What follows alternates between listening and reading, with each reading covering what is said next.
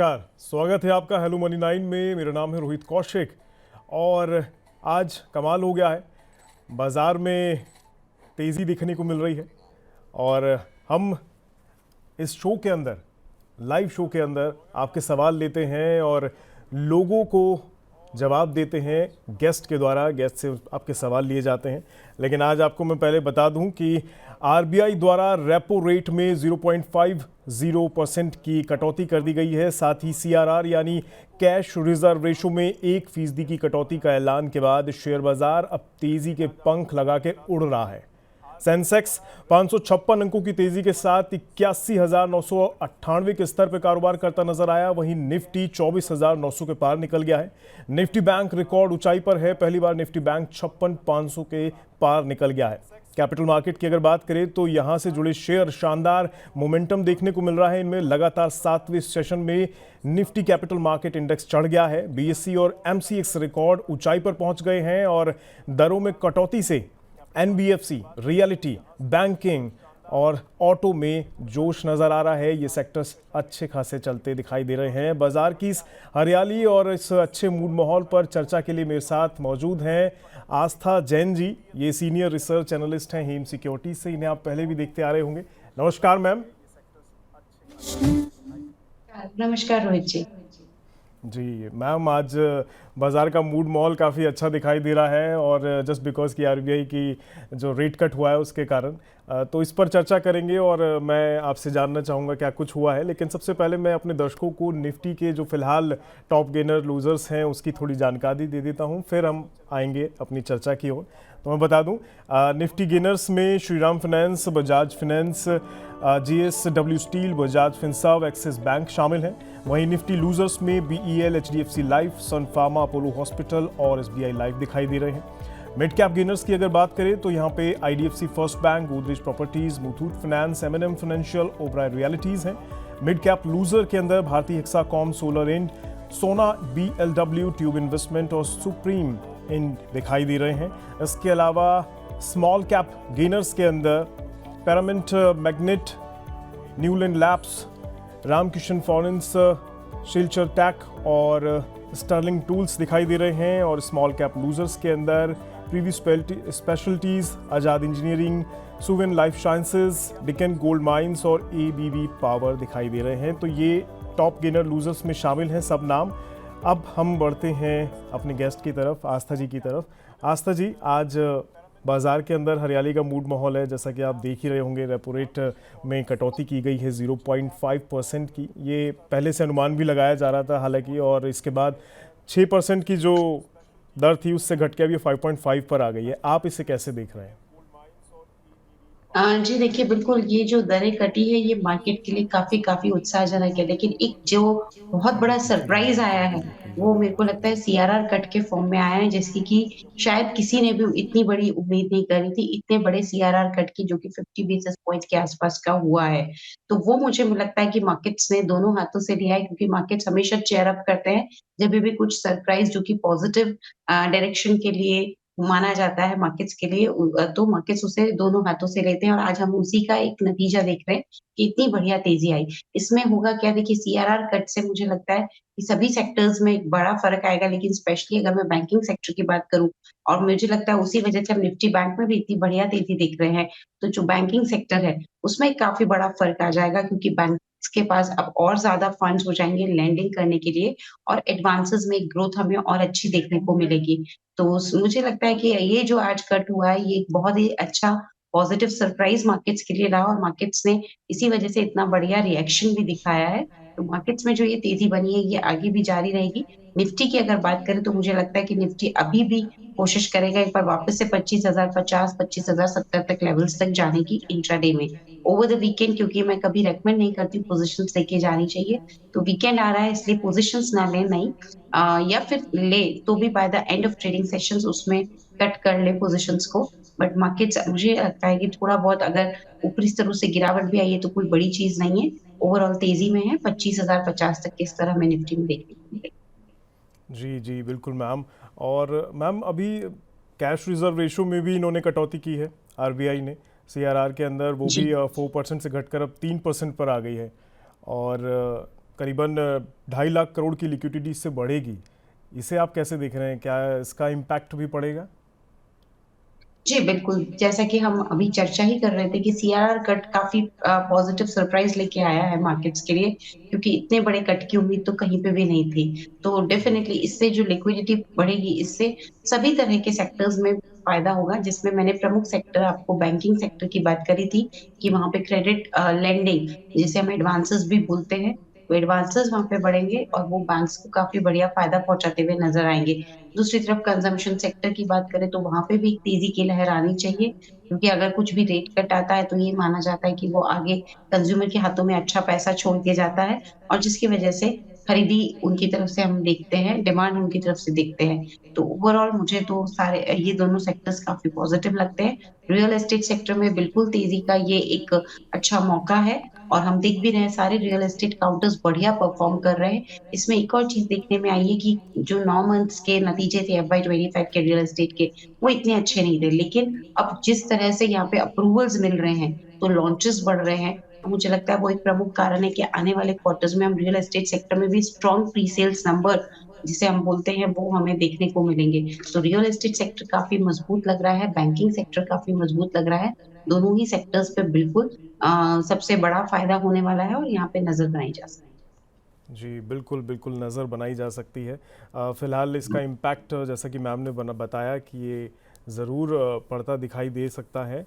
और जीडीपी और सीपीआई की अगर अभी जैसा कि अब बात मैम कर ही रही थी, तो मैं एक बार थोड़े से आंकड़े आपको बता देता हूँ। क्वार्टर वन में 6.5% ग्रोथ का अनुमान था, जो क्वार्टर टू में 6.7% रहा, क्वार्टर थ्री में 6.6% रहा और क्वार्टर फोर में 6.3% पर आ गया।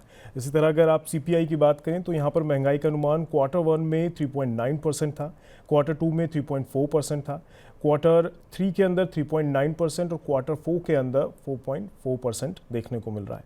तो कुल मिलाकर बाज़ार इस सारे फैक्टर्स के साथ इस समय दौड़ता दिखाई दे रहा है।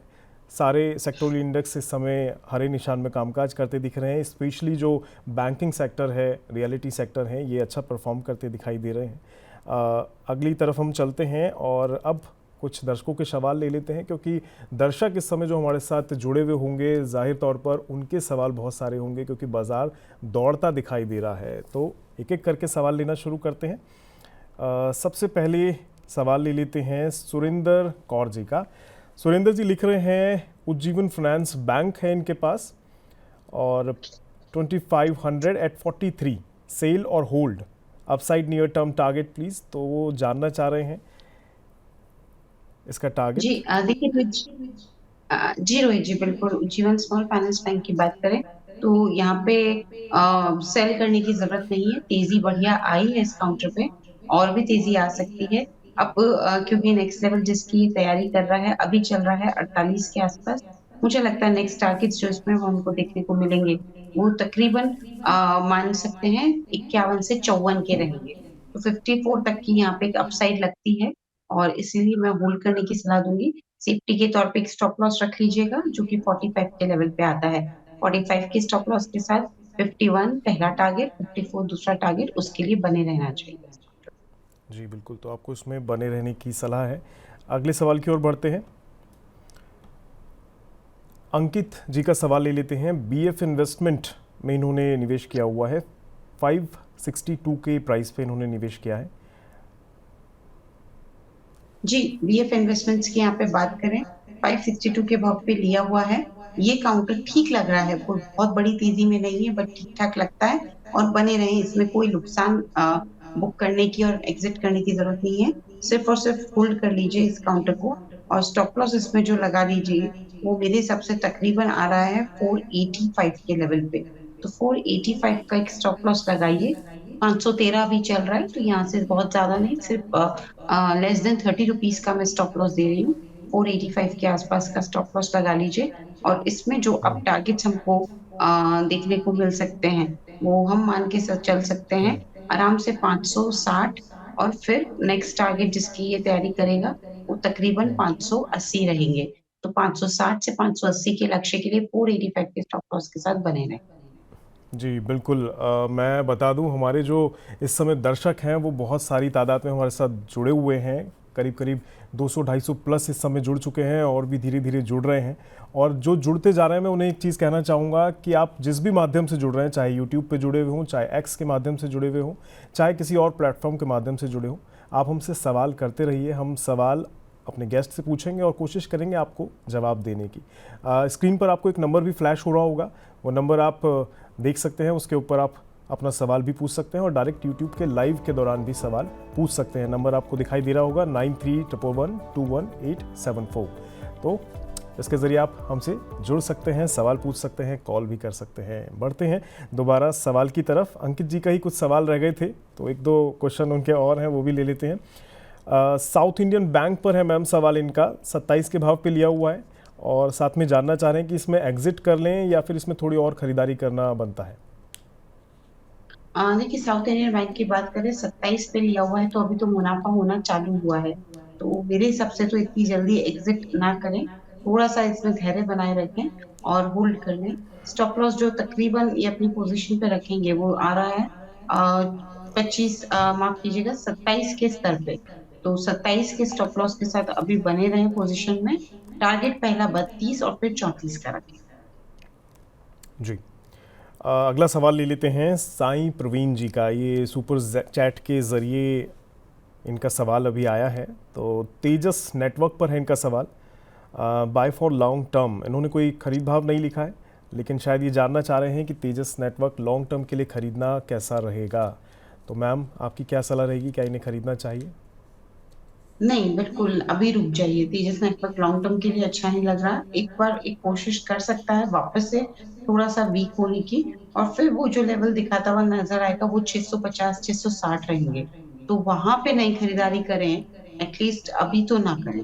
तो अभी तो सिर्फ और सिर्फ बने रहें और यहाँ पे स्टॉप लॉस 660 का लगा लें। नई खरीदारी के लिए 650 का लेवल उचित लगता है। 660 के स्टॉप लॉस के साथ बने रहेंगे। टारगेट इसमें ये रख लेंगे इनिशियली 830 का। जी, अगला सवाल ले लेते हैं। यूट्यूब से हमारे एक दर्शक हैं नागराज जी। नागराज जी लिख रहे हैं, I bought yesterday rights base on chart breakout. The question is on RITES, it's rights. लिख रहे हैं, please advice on my decision and target for trading perspective. तो क्या आपको ये सही लग रहा है? हालांकि इन्होंने कोई खरीद भाव नहीं लिखा है स्पेसिफिकली, बट इन्होंने लास्ट डे ही खरीदे हैं। तो क्या इनकी खरीद सही रही है? देखिए, अभी तो ठीक ही लग रही है खरीद, क्योंकि लास्ट 2 दिन से तो हम अच्छा मोमेंटम दिख रहे थे। सिर्फ आज के दिन में थोड़ी सी वीकनेस आई है।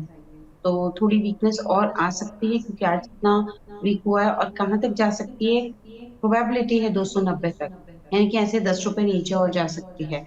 तो होल्ड कर लेंगे इस काउंटर को, 290 तक आसपास तक जाने की उम्मीद है। 270 के स्टॉप लॉस के साथ। स्टॉप लॉस 270 का रखना है, ये मानते हुए कि 290 तक आ सकता है।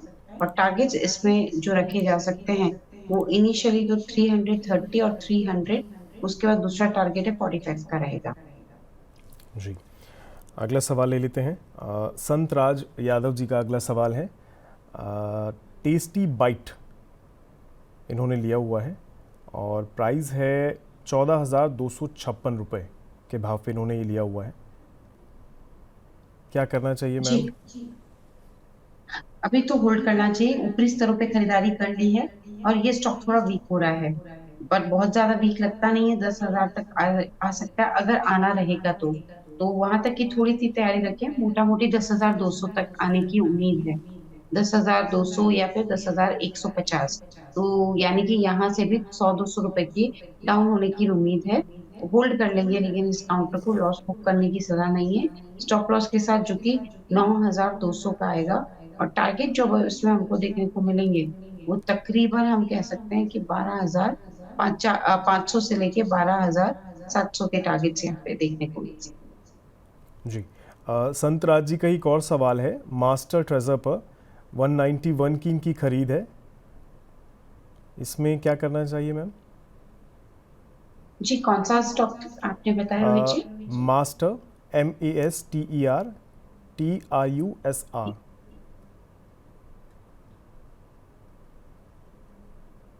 अ, जी, बिल्कुल। MASTER। मास्टर, मास्टेक नहीं है ना ये? श्योर इट्स कर लेंगे। MASTER, I think may be इन्होंने शायद गलत लिख दिया हो। और रेट्स क्या लिखे हैं रोहित जी? 191। अच्छा, नहीं मास्टिक भी नहीं हो सकता क्योंकि वो तो मैं वही दिख रही थी मास्टिक। अगर ये कौन सा स्टॉक है एक बार हमें क्लियरली पता पड़ जाए तो मैं और अच्छा यहाँ पे एक आइडिया दे सकती हूँ, क्योंकि मास्टिक के भाव में तो काफी फर्क आ रहा है। ये है मास्टर ओके, ट्रस्ट करके, राइट? हाँ राइट राइट, ये होगा मैम, मास्टर ट्रस्ट। जी, ये इन्होंने मास्टर ट्रस्ट 199 की पे यहाँ लिया पे है। बात करें। जी हाँ, क्योंकि काफी वाइडली स्पोकन स्टॉक नहीं है, इसलिए थोड़ा सा ट्रैकिंग करने में समय लगा। बट जी यस, इसके कोई चार्ट्स नहीं। दिख रहे हैं। तो मास्टर ट्रस्ट में इन्होंने क्या किया हुआ है? 191 की खरीद है इनकी मैम। देखिए अभी तो थोड़ा वीक लग रहा है, तैयारी कर लीजिए, ये थोड़ी और वीकनेस दिखाएगा। 148 से 145 तक जा सकता है, उससे ज्यादा बड़ी वीकनेस नहीं लगती। तो पहली चीज है 145 तक जाने की उम्मीद है, इसकी तैयारी कर लें, लेकिन फिर भी बने रहें। स्टॉप लॉस 130 का रखेंगे पोजीशन पे, और टारगेट इसमें जो रखेंगे वो पहला टारगेट तो 172, और फिर जो दूसरा टारगेट हम इसमें पोजीशन पे देख रहे हैं वो 182 का रहेगा। जी इसके अलावा इनके पास एक स्टॉक और है, SW16। ये 298 के प्राइस पे लिया हुआ है और साथ में लिख रहे हैं कि 6 महीने के लिए होल्ड करना चाह रहे हैं, तो क्या सही डिसीजन रहेगा? SW16। जी बिल्कुल, यहाँ पे अगर ये करना चाह रहे हैं 6 महीने के लिए तो मुझे तो कोई दिक्कत नहीं लगती है। मैं यहाँ पे बने रहने की ही सलाह दूंगी। जी तो बिल्कुल संतराज जी, आपको इसमें बने रहने की सलाह रहेगी और बाकी दो के भी हमने जवाब देने की पूरी कोशिश करी है। अगले सवाल की ओर बढ़ते हैं। मलिक सिंह जी का सवाल ले लेते हैं और लिख रहे हैं IDFC फर्स्ट बैंक है इनके पास। ये इन्होंने 76 के प्राइस पे लिया हुआ है, 3300 इनके पास शेयर हैं इसके। क्या सलाह रहेगी मैम? देखिए आज तो बहुत बढ़िया मूव आया है इस काउंटर में, जो इसको 72 तक लेके गया है। तो अभी भी ठीक लग रहा है ये काउंटर। अभी पहला लेवल तो इसका 72, तो ये आज हो चुका है। 76 का पहला टारगेट रहेगा। 76 का टारगेट हिट होने पे 78 79 के दूसरे टारगेट रहेंगे। तो बने रहे इस काउंटर पे। जी तो आप इसमें बने रह सकते हैं मलिक जी। अगले सवाल की ओर बढ़ते हैं और रितेश जी का सवाल ले लेते हैं। उत्कर्ष बैंक पर है इनका सवाल। 35 के भाव पे इन्होंने एवरेज किया हुआ है और इनका बाइंग प्राइस हालांकि इन्होंने नहीं लिखा है, 35 के भाव पे इन्होंने एवरेज किया है फिलहाल। तो उस लिहाज से कैसा लग रहा है मैम आपको ये? जी, स्टॉक का नाम फिर से बताएंगे? उत्कर्ष बैंक। उत्कर्ष बैंक। जी जी बिल्कुल, उत्कर्ष स्मॉल फाइनेंस बैंक की बात करें, 35 जैसा कि आपने बताया यहाँ पे उसके आसपास की खरीद है। तो मुझे लगता है कि ये जो काउंटर है ये अभी थोड़ा सा, जिस तरह से आज हमने एक यहाँ पे मोमेंटम देखा है सब जगह पे, तो उसका भी एक फर्क हो सकता है। और तेजी में है ये काउंटर। अब जो नेक्स्ट लेवल जिसके लिए तैयारी चल रही है वो 26 से 27 होंगे। स्टॉप लॉस के तौर पे 22 का एक अच्छा लेवल लगता है। जी, हालांकि ये लिख रहे हैं कि इनको बहुत लॉस हो रहा है, करीबन 2960 की शेयर इन्होंने खरीद रखे हैं, 2960, और 35 के ऊपर लिया हुआ है और 24 के भाव पे, तो लॉस होना लाजमी है। पर हाँ, मैम ने जैसा बताया, थोड़ा सा सब्र और आप स्टॉप लॉस के साथ इसमें बने रह सकते हैं। अगले सवाल की ओर बढ़ते हैं। अगले दर्शक का सवाल है हिमाद्री स्पेशलिटी केमिकल्स पर। 550 के भाव पे इन्होंने ये लिया हुआ है। लिख रहे हैं शुड आई बुक लॉस और होल्ड? जी, हिमाद्री स्पेशलिटी केमिकल की यहाँ पे बात हुई है। मेरे हिसाब से ये एक ऐसा काउंटर है जिसमें बने रहना चाहिए। लॉस बुक करने की कोई जरूरत लगती नहीं है, क्योंकि वैसे भी हम जो थीम देख रहे हैं अभी, केमिकल्स की थीम थोड़ी सी ठीक लग रही है। तो बिल्कुल इसमें निश्चिंत होकर बने रहें। एक स्टॉप लॉस जरूर रख लें पोजिशन में, और स्टॉप लॉस मेरे हिसाब से यहाँ पे जो आ रहा है वो आराम से हम बांध सकते हैं, और रख सकते हैं 400, माफ कीजिएगा 480 के लेवल पे स्टॉप लॉस रख लीजिए, क्योंकि 501 चल रहा है। 480 के लेवल पे स्टॉप लॉस रख के होल्ड करिए। और इसमें जो स्टॉप लॉस के बाद टारगेट है वो अभी तो 550 का रखें। 480 का स्टॉप लॉस, 550 का टारगेट। जी, शोभित कपूर जी का अगला सवाल ले लेते हैं। MIC इलेक्ट्रॉनिक्स 90 के भाव पे लिया हुआ है, 150 शेयर हैं इनके पास। लिख रहे हैं will I be able to see profit and should I accumulate? तो what's your suggestion ma'am? Yes, you will be able to see profit. मुझे ऐसा लगता है आपको प्रॉफिट देखने को मिलेगा। मे बी थोड़ा समय लग जाए पोजीशंस में। अभी इमीडिएट लेवल तो 72 का आ रहा है, वहां तक जाने की पॉसिबिलिटी काफी हाई है। तो इसमें तेजी बन सकती है, 72 तक ये कोशिश करके जा भी सकता है। स्टॉप लॉस के तौर पे 55 का एक अच्छा लेवल आता है, तो 55 का स्टॉप लॉस रख के पहला टारगेट है 72 का, और इसमें जो दूसरा टारगेट है वो आराम से यहाँ पे 84 का रखा जा सकता है। जी, अगला सवाल राजन राठौर जी का ले लेते हैं। NTPC के 26 शेयर हैं इनके पास और 347 के रेट पर मुझे इसमें प्रॉफिट नहीं हो रहा है। क्या मैं इसमें बना रहूं या किसी अन्य स्टॉक में स्विच कर लूं? मैम, ये इनका सवाल है। NTPC है इनके पास, क्या करना चाहिए इन्हें? देखिए, एनटीपीसी को तो होल्ड ही करना चाहिए। इसमें कोई दो राय नहीं कि ऐसी पेडिग्री के स्टॉक तो होल्ड की कैटेगरी में आते हैं। तो मैं तो होल्ड करने की सलाह दूंगी एनटीपीसी के इस काउंटर पे। स्टॉप लॉस जरूर रख ले पोजीशन में, क्योंकि 331 के आसपास चल रहा है। तो स्टॉप लॉस इसमें जो पोजीशन पे रखा जाएगा वो तकरीबन 320 का रहेगा। तो 320 के स्टॉप लॉस के साथ होल्ड कर लें। टारगेट अभी छोटा टारगेट में दे रही हूँ, जो कि 365 जी, पिंटू कुमार जी का अगला सवाल ले लेते हैं। केफिन टेक पर टारगेट जानना चाह रहे हैं। हालांकि इन्होंने कोई शेयर नहीं लिखा है कि भाव क्या है या कितने हैं इनके पास, लेकिन केफिन टेक पे चाह रहे हैं कि उसका टारगेट क्या होना चाहिए और जी। क्या समय देखिए, है। के फिनटेक, जी बिल्कुल। देखिए, के फिनटेक की यहाँ पे बात करें तो इनफैक्ट हम इस पे लगातार पॉजिटिव होते जा रहे हैं। इनफैक्ट कल भी हमारी तरफ से एक रिकमेंडेशन बाय की गई थी। तो मैं तो इस काउंटर पे अभी भी बुलिश हूँ, और मेरे को लगता है कि अब जो नेक्स्ट लेवल जिसके लिए तैयार हो चुका है कि फिनटेक, वो आराम से बना सकता है 1300 से लेके 1330 तक के। तो होल्ड करना चाहिए। जी, अगले सवाल की ओर बढ़ते हैं। साबिहा साइद जी हैं, इनका सवाल ले लेते हैं। लिख रही हैं कैंटाबेल, मेदांता और वेदांता, इसमें इमीडिएट टारगेट क्या बनता है वो जानना चाह रहे हैं ये। तो जी, फर्स्ट वन इज देखिए, सबसे कैंटाबेल। पहले मैं जी, जी, कैंटाबेल की बात करूं। इमीडिएट टारगेट जिसकी की कोशिश कर सकता है काउंटर 252 के आसपास चल रहा है, 270 तक। तो 270 का एक इमीडिएट टारगेट इसमें रखा जा सकता है। और स्टॉप लॉस इसमें जो मेंटेन किया जाएगा वो तकरीबन यहाँ पे 230 से 225 का रहेगा। जी, और मेदांता। वेदांता जी, जी, वेदांता की आपने बात की, राइट? जी, जी, मेदांता। हाँ, देखिए, वेदांता की बात करें तो यहाँ पे वेदांता में जो तेजी बनी है ये इसको और अपसाइड लेके जाएगी, जिसमें हाई प्रोबेबिलिटी है कि अब ये 480 से लेके 488 यानी कि 490 तक जाने की कोशिश करेगा। तो ये काउंटर भी अच्छा लगता है, 490 तक बिल्कुल होल्ड करना चाहिए। स्टॉप लॉस 425 का रखें। जी, और इनका एक लास्ट मेदांता और रह गया है। जी, मेदांता की बात करें तो मेदांता जो है यहाँ पे ग्लोबल हेल्थ के नाम से भी आता है ये काउंटर। ये अभी दायरेमंद कारोबार में अटका हुआ है 1000 से 1300 के बीच में। तो या तो अपसाइड पे 1300 कटे तो और तेजी पकड़ेगा, या डाउन साइड पे 1000 कटे तो और मंदी पकड़ेगा। अभी एक दायरेमंद है, और इसमें भी लेकिन बने रहा जा सकता है 1150 के स्टॉप लॉस के साथ। टारगेट इसमें आप रख सकते हैं पोजीशन पे 1298 का। जी, अगला सवाल ले लेते हैं। दत्ता जी का एक सवाल है। बैंक ऑफ महाराष्ट्र इन्होंने लिया हुआ है, 46 की क्वांटिटी है, 1000 के प्राइस पे इन्होंने लिया हुआ है। टारगेट जानना चाह रहे हैं।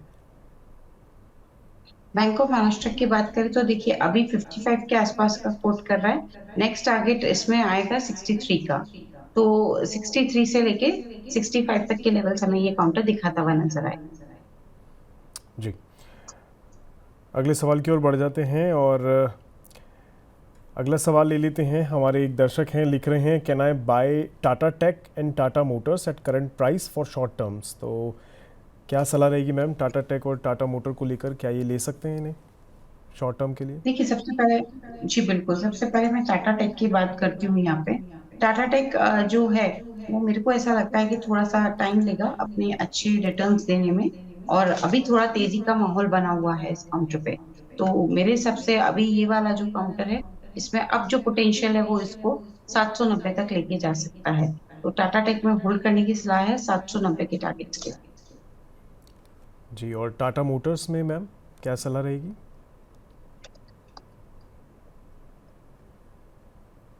टाटा मोटर्स की बात करें तो ये काउंटर भी अभी ठीक लग रहा है। एक दायरेमंद रेंज बाउंड जिसे हम कहते हैं वो ही एक काउंटर है। स्टॉप लॉस के साथ होल्ड करेंगे। स्टॉप लॉस 685 का रहेगा, और टारगेट इसमें इनिशियली जो रखा जाएगा वो 740 का रहेगा। जी, अगले सवाल की ओर बढ़ जाते हैं। हमारे एक दर्शक हैं, मारुति पे सवाल कर रहे हैं, हालांकि उन्होंने कोई खरीद भाव नहीं लिखा है। आपको मारुति का शेयर कैसा लग रहा है मैम? देखिए मारुति की यहाँ पे बात करें तो मुझे ऐसा लगता है मारुति के अंदर अभी तो यहाँ पे जिस तरह का मोमेंटम चार्ट पे बना हुआ आ रहा है मारुति में, मुझे लगता है कि ये होल्ड का कैंडिडेट है। तो होल्ड ही करना चाहिए इस काउंटर को, मारुति सुजुकी के काउंटर को। और अब इसमें जो टारगेट प्राइस सेट कर लेना चाहिए, 12,500 चल रहा है। प्रोबेबिलिटी है कि एक बार 12,000 और ये 900 से लेके 13,000 तक आए। तो 13,000 के लक्ष्य के लिए होल्ड करना। जी, अगला सवाल ले लेते हैं सुभाष कुमार जी का। सुभाष जी लिख रहे हैं, अडानी एनर्जी सॉल्यूशन इन्होंने लिया हुआ है 877 के प्राइस पे, 110 शेयर हैं इनके पास। देखिए अडानी एनर्जी सॉल्यूशंस की बात करें तो ये काउंटर बराबर में चल रहा है, अभी बहुत ज्यादा टूटा नहीं है, पर अब ये तेजी पकड़ लेगा। तो उसका जरूर ध्यान रखें। 490 से लेके इसमें जो लेवल्स देखने को मिलेंगे वो तकरीबन यहाँ पे आप मानिए कि 880 तक के रहेंगे। जी 885 ये चल रहा है, माफ कीजिए मैंने लेवल्स आपको कुछ गलत बता दिए। जी 930 का पहला लेवल है, और 980, 880 नहीं 980। सो 930 से 980 के लेवल्स के लिए बिल्कुल इसमें होल्ड कर सकते हैं। जी, तो बिल्कुल आप इसमें होल्ड कर सकते हैं। अगला सवाल ले लेते हैं। हमारे अगले जो दर्शक हैं वो लिख रहे हैं, can I take LIC housing finance for short term? तो करंट प्राइस पे क्या ये LIC हाउसिंग फाइनेंस ले सकते हैं शॉर्ट टर्म के लिहाज से? देखिए लग तो तेजी में रहा है, तो मेरे हिसाब से तो बिल्कुल ले लेना चाहिए इस काउंटर को। शॉर्ट टर्म का नजरिया है तो ले लीजिए, पर स्टॉप लॉस जरूर रखिए पोजीशन में। तो स्टॉप लॉस जो अच्छा लग रहा है क्योंकि 614 के आसपास चल रहा है, तो स्टॉप लॉस इसमें रखेंगे 587 का। तो 587 यानी कि 17 पॉइंट का आप मान के चलो। 600 के आसपास चल रहा है, 587 का एक स्टॉप लॉस रख लेंगे। तो इसमें और अच्छी तेजी देखने को मिलेगी। और इसमें अब जो टारगेट्स रहेंगे वो 635 से 650 के रहेंगे। 587 का स्टॉप लॉस लगाइए, तो उससे अच्छा रिटर्न मिलेगा। और टारगेट्स यहाँ पे 635 से लेके 640 तक के रहेंगे। जी, जतिन दत्त जी का एक सवाल है। लिख रहे हैं कि शायद आपसे पहले सवाल किया होगा इन्होंने, तो लिख रहे हैं, मैम आपने बताया था कि PG इलेक्ट्रो प्लस इतना अच्छा रिजल्ट दिया है कि शायद चलेगा, लेकिन इसके बाद भी ये गिर रहा है, तो क्यों गिर रहा है? कोई कारण स्पेसिफिक? देखिए वैसे तो रिजल्ट्स तो नो डाउट काफी अच्छे हैं पीजी इलेक्ट्रोप्लास्ट के।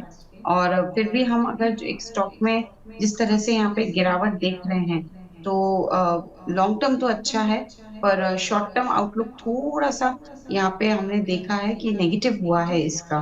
क्योंकि जिस तरह से इनकी ग्रोथ तो काफी अच्छी आई थी, तो लॉन्ग टर्म आउटलुक तो नो डाउट काफी अच्छा है, लेकिन जिस तरह से अर्ली मॉनसून आया है उसने थोड़ा सा शॉर्ट टर्म के प्रोस्पेक्ट को खराब किया है। और शायद वही एक कारण है कि ये स्टॉक अभी नहीं चल रहा है। पर करना क्या है, ये स्टॉक में मुझे लगता है कि अभी आप बने रहें सर, थोड़ा पेशेंस चेक करेगा बट बाद में वापस ठीक हो जाएगा।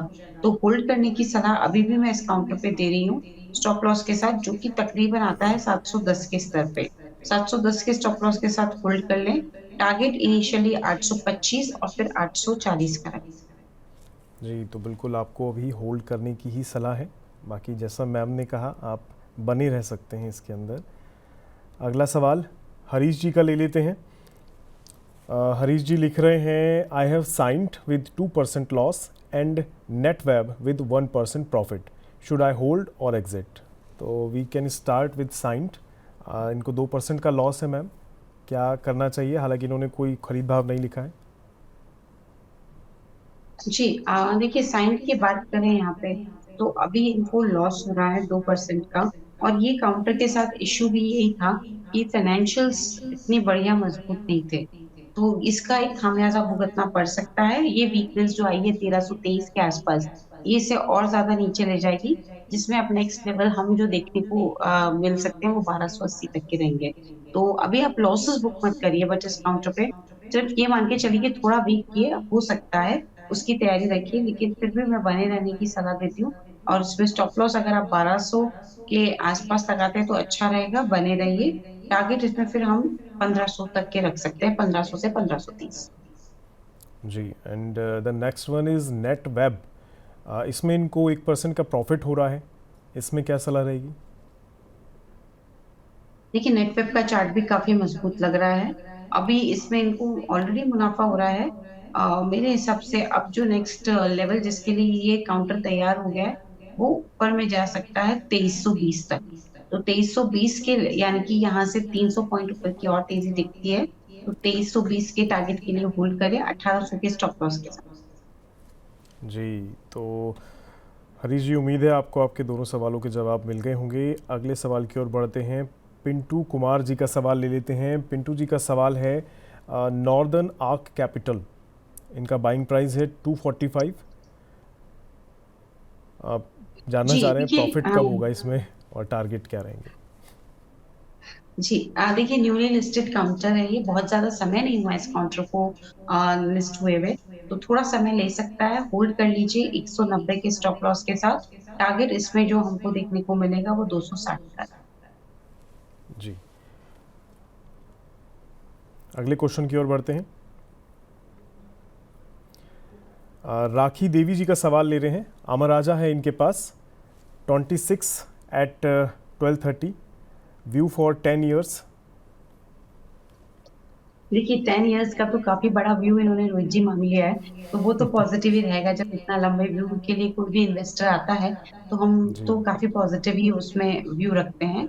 शॉर्ट टर्म में थोड़ा सा हो सकता है कि ये वीकनेस हो, तो सिर्फ ये वीकनेस शॉर्ट टर्म की रह सकती है, या फिर दायरेबंद कारोबार भी रह सकता है आज के ट्रेडिंग सेक्शन के लिए, जो कि आराम से 990-80 से लेके 1010 के बीच में रहेगा। बाकी होल्ड कर लेना बेटर रहेगा इस काउंटर को। तो बने रहने की मैं सलाह दे रही हूँ इस काउंटर पे। स्टॉप लॉस लगाएंगे पोजीशन पे 950 का, और टारगेट इसमें रखेंगे।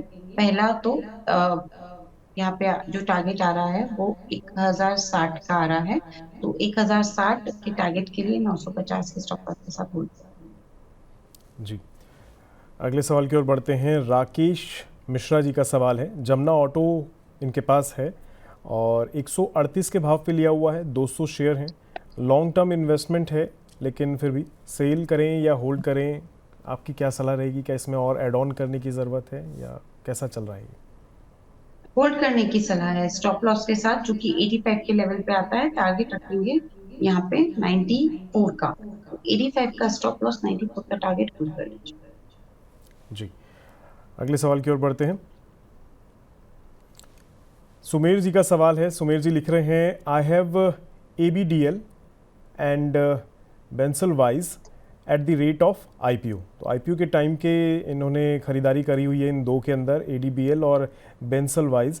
लिख रहे हैं, please suggest whether to sell और होल्ड और एवरेज एट व्हाट रेट। तो मैम फर्स्ट ABDL।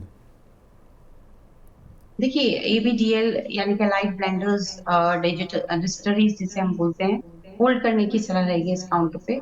422 के आसपास चल रहा है, स्टॉप लॉस 389 का लगा लीजिए और पोजीशन को होल्ड कर लीजिए।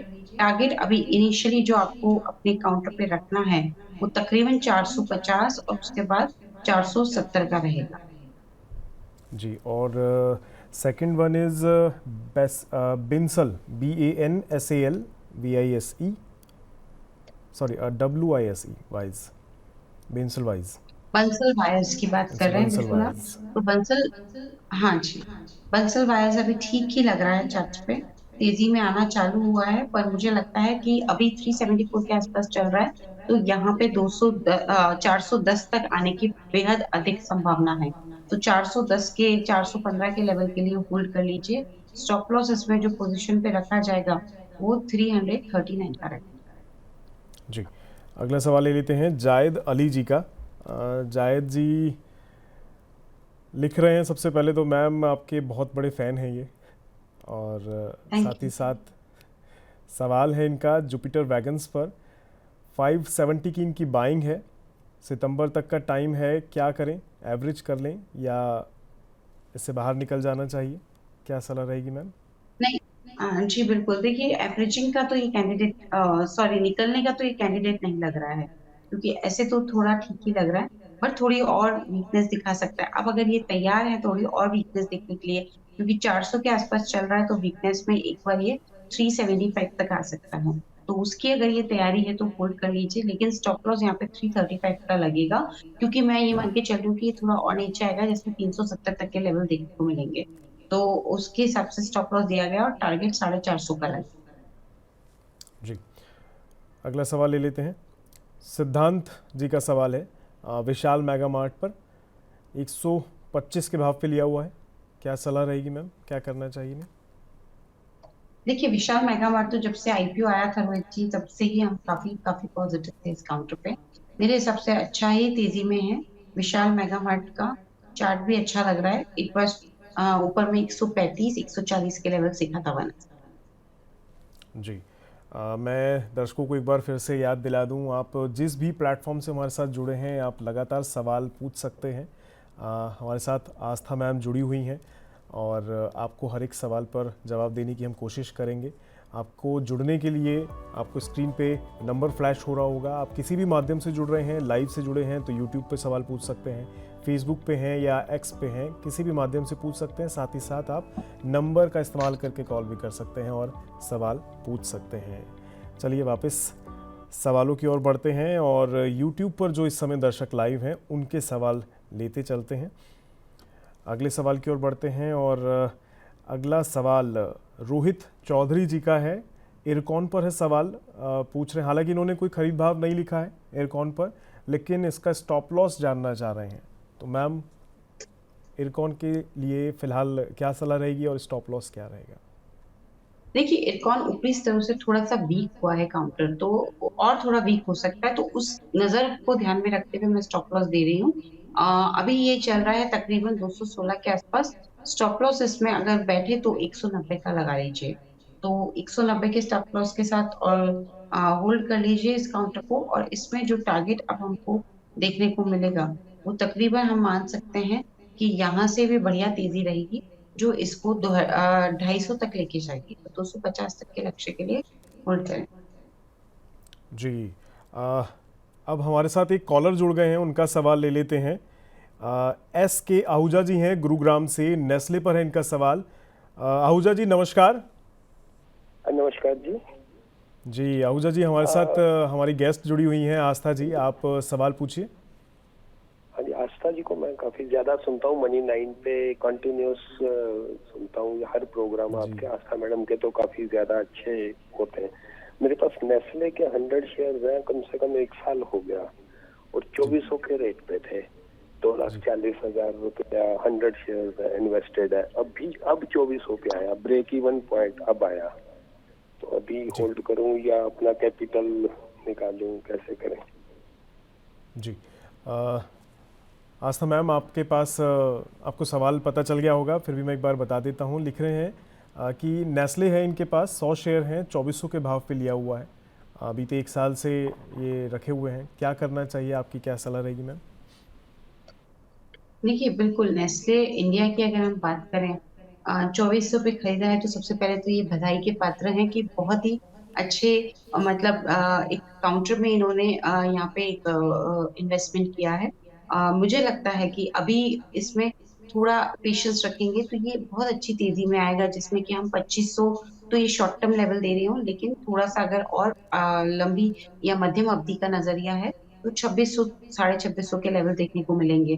तो ये एक काउंटर ऐसा है जो मुझे एफएमसीजी स्पेस में अच्छा लगता है, और मेरे हिसाब से इसमें पहला टारगेट 2500, फिर दूसरा टारगेट 2600, उसके लिए बिल्कुल पोजीशंस को अभी होल्ड कर लें। स्टॉप लॉस किस लेवल पे रखना है, क्योंकि 2400 के आसपास चल रहा है जिसपे कि इन्होंने खरीदा ही है। तो स्टॉप लॉस इसमें लगा लीजिए 2290 का। टारगेट इसमें रख लीजिए 2500 के पहला और 2600 का दूसरा।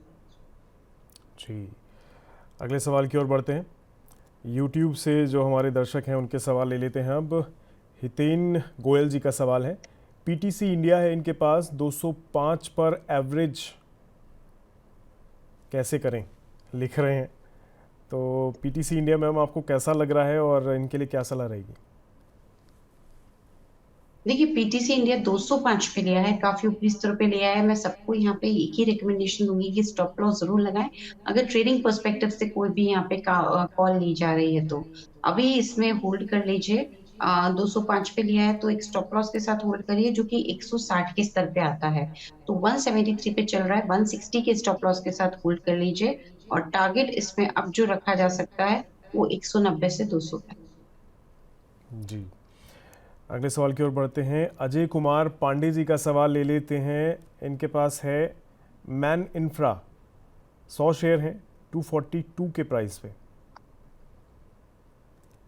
जी बिल्कुल, मैन इंफ्रा की बात करें 242 के प्राइस पे इन्होंने ये काउंटर लिया हुआ है। और अभी जिस हिसाब से ये काउंटर चल रहा है, थोड़ा समय लगेगा देखिए कॉस्ट प्राइस को आने में। होल्ड करने की सलाह रहेगी, 150 के स्टॉप लॉस के साथ होल्ड कर लीजिए। और टारगेट इसमें अब जो रखेंगे, क्योंकि 166 के आसपास ये चल रहा है, तो इसमें जो नेक्स्ट टारगेट रहेगा वो यहाँ पे आराम से रखा जा सकता है 190 का पहला, 200 का दूसरा। जी, यूट्यूब से ही हमारे एक और दर्शक जुड़े हुए हैं, उनका सवाल ले लेते हैं। राकेश मिश्रा जी का सवाल है, साउथ इंडियन बैंक पर है इनका सवाल। 25 के भाव पे 600 शेयर इन्होंने लिए हुए हैं, लॉन्ग टर्म इन्वेस्टमेंट के लिहाज से लिए हुए हैं। अभी प्रॉफिट बुक करना ठीक रहेगा या फिर होल्ड कर लें? सोच इनकी लॉन्ग टर्म की है, लेकिन फिर भी ये सलाह मांग रहे हैं कि प्रॉफिट बुक करना चाहिए या रखें। मुझे यहाँ पे अगर साउथ इंडियन बैंक की बात करें तो मैं एक ही बात बोलती हूँ, बैंक्स तो सारे काफी ठीक लग रहे हैं, क्योंकि आज जिस तरह की आरबीआई पॉलिसी आई है, बिल्कुल सभी बैंकों में एक उत्साह भर दिया है। बट अगर मैं साउथ इंडियन की बैंक की बात करूँ तो यहाँ पे चार्ट बहुत ज्यादा पॉजिटिव नहीं है, ठीक ठाक लगते हैं। इसलिए होल्ड करने की ही सलाह है। नई खरीदारी के लिए चाहे से तो रुक जाए, सिर्फ और सिर्फ होल्ड करें इस काउंटर को। ये काउंटर अभी ट्रेड कर रहा है 29 के आसपास। होल्ड करेंगे तो स्टॉप लॉस रखेंगे इसमें 27 का। और टारगेट इसमें जो रखेंगे वो आराम से यहाँ पे 33 से 34 के रखेंगे। जी मैम, अभी क्योंकि हम बात बैंकिंग की कर रहे थे, एक स्पेसिफिक बैंक की करी है, लेकिन ओवरऑल बैंकिंग सेक्टर पर सवाल बनता है क्योंकि जब चर्चा उठी है। तो ओवरऑल बैंकिंग सेक्टर के लिहाज से अभी आपको कैसा दिख रहा है ये, कि अभी आपने कहा क्योंकि आरबीआई की जो पॉलिसी आई उसके अनुसार तो ये हरियाली का माहौल, मूड माहौल बन गया है बैंकिंग के लिए स्पेशली। तो जी फिलहाल आपको कैसा दिख रहा है, आगे के हिसाब से ये कैसा उम्मीद कर रही हैं आप इसको लेकर? देखिए, ओवरऑल बैंकिंग भी अच्छा लग रहा है, कोई डाउट नहीं है उसमें। बैंकिंग सेक्टर अच्छा ही है। बैंक्स को किस तरह से फायदा होगा, जैसे सीआरआर कट अगर होती है तो फंड्स लैंडिंग के लिए काफी ज्यादा अवेलेबल हो जाएंगे, जो कि बैंक्स को काफी यहाँ पे अच्छा फायदा पहुंचा सकते हैं। तो ओवरऑल बैंकिंग सेक्टर अच्छा लगता है। और उसमें मुझे लगता है स्पेशली प्राइवेट सेक्टर बैंक्स तो काफी मजबूत हैं। आईसीआईसीआई बैंक, एक्सिस बैंक, हमारा एचडीएफसी बैंक हमारी टॉप पिक्स में है। और पब्लिक सेक्टर बैंक पे भी बीओबी और एसबीआई हमें बहुत पसंद आते हैं।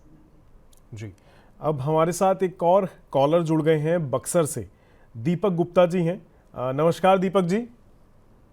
नमस्कार सर, आस्था मैम को भी मेरा नमस्कार। नमस्कार। जी, तो दीपक जी अपना सवाल पूछिए। मेरा सवाल ये है कि मैंने केईआई इंडस्ट्रीज ले रखा है, 100 शेयर है जिसकी बाइंग प्राइस 26 का है।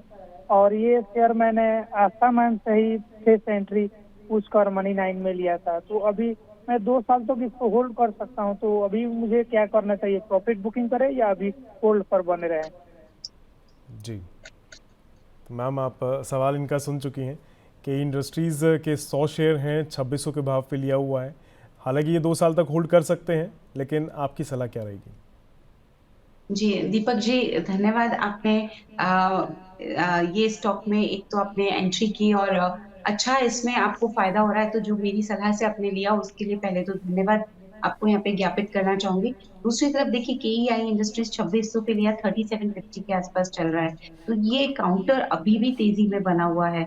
मुझे लगता है कि अगर आप होल्ड कर लेंगे तो काफी ठीक रहेगा ये, क्योंकि अब जो नेक्स्ट टारगेट आ रहा है वो 13900 से लेके 4100 के आ रहे हैं। अगर पैसा निकालने की जल्दी नहीं है या पैसे को फ्री करने की जल्दी नहीं है तो मैं बने रहने की सलाह दूंगी। और ऐसा नहीं है कि अगर थोड़ा बहुत आप एनकैश करना चाह रहे हैं तो भी पार्शियली करिएगा, पूरा इसमें से सेल मत करिएगा। तो ये राय है, और होल्ड कर लीजिए।